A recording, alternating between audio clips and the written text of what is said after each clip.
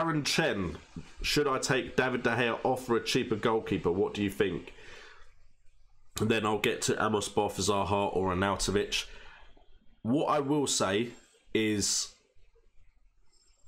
the reason I never go for a really expensive goalkeeper is because if they suddenly aren't performing, that's a lot of money for a player that isn't performing.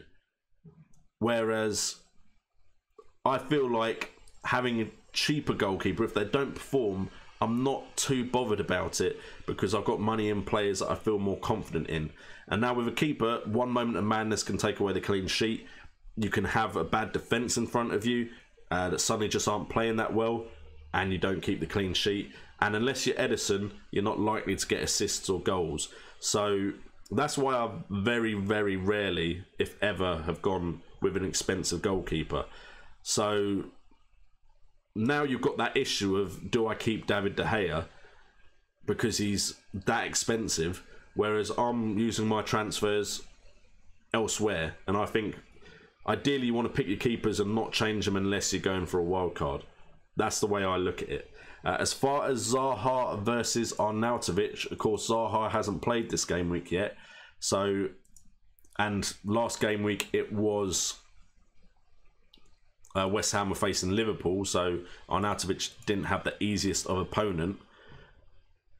But if I look at them separately for Zaha's first game week, and then maybe have a look at Arnautovic's current game week, I can't compare those, unfortunately. Or actually, can I? I think I might be able to compare those. Let's have a look. Apologies if I can't compare these, as we have Nico003 joining the flock. Thank you so much.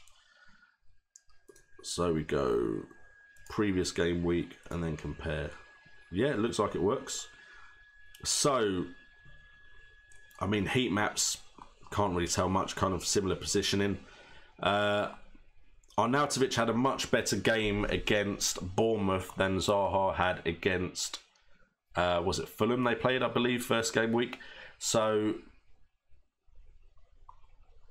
we've got attempts on goal, 4 for Arnautovic and 3 for Zaha in those respective games. From inside the box, 3 and 2 in favour of Arnautovic. You've got big chances. Zaha actually had more big chances though, but they both scored 1 big chance each. Attempts on goal, Arnautovic actually had better attempts on goal per minute. Shot accuracy was better and goal conversion was better for Zaha because he had less attempts.